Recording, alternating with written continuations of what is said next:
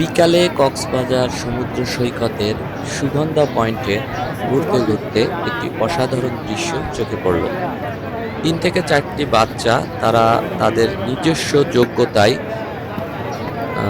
কিছু সঙ্গীত পরিবেশন করছে এবং খুবই অল্প সময়ের মধ্যে সেখানে একটা বড় ভিড় তৈরি হয়ে গেল। দর্শক মণ্ডলী, দেখুন তাহলে সেই দৃশ্যটি।